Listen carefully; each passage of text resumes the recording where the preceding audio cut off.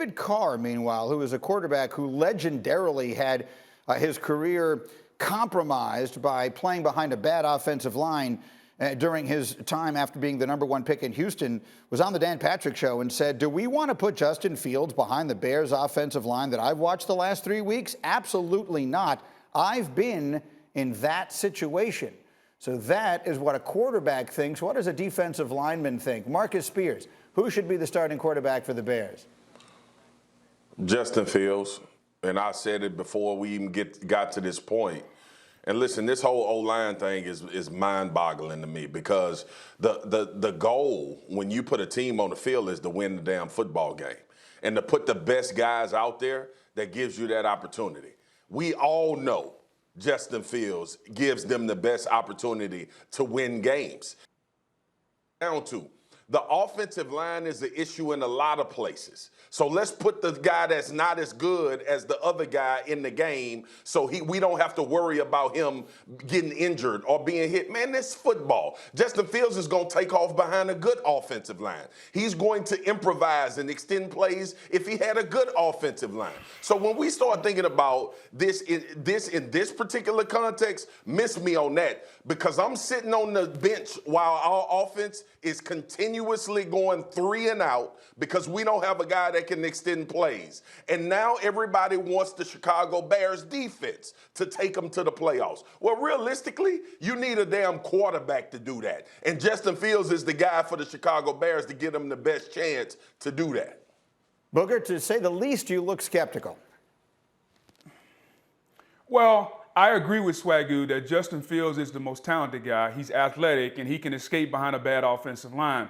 But I think we're confusing most talented with ready to play. I agree, he's the most talented, Spears, but he's not the most ready to play. And I think that's why Matt Nagy is hesitant to play him. Just go back and look at the game against the Buffalo Bills where Justin Fields gets his head knocked off. That's on Justin Fields. You got to protect yourself. He didn't know where the blitz was coming from. And so as a young quarterback, part of understanding is also understanding how to minimize the negative plays, and he couldn't do that. And I just find it hard to believe that a guy that's less than a year removed from college football where they looked to the sideline and looked at big boards to get plays, who's still learning how to call plays in the NFL, who's still learning how to take snaps from under center, all of a sudden you want to throw him out there week 1. We are so quick to throw these rookie quarterbacks out there week 1 because all we think about is the highs. All we think about is the ceiling. Let me tell you a quick story. Greeny, you'll love this. I'm building a new pool in my backyard. And the architect sat down and he showed us these plans.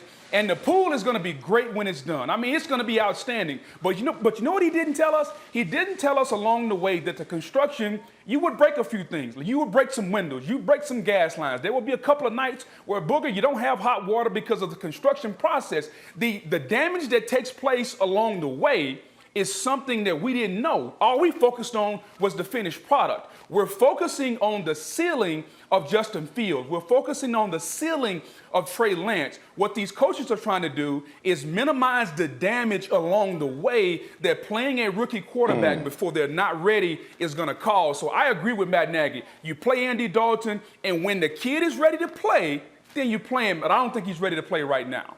Am I the only one who thinks that Booger needs someone different putting in his pool? A lot to unpack. I mean, there. that just feels like a lot of damage to have put a pool in. Get a couple more estimates. Why would you have no hot water in your house by putting a pool in your backyard? This doesn't make any sense. A lot going on there. You know why?